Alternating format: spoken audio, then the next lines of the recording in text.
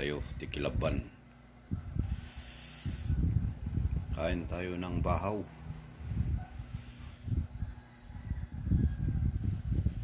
Yung hindi kakain ng bahaw,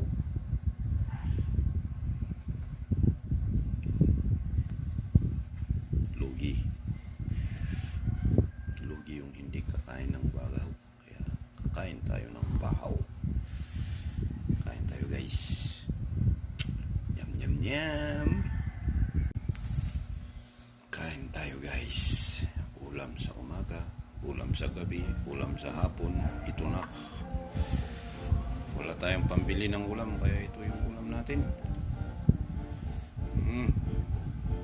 Fresh na fresh, galing dagat.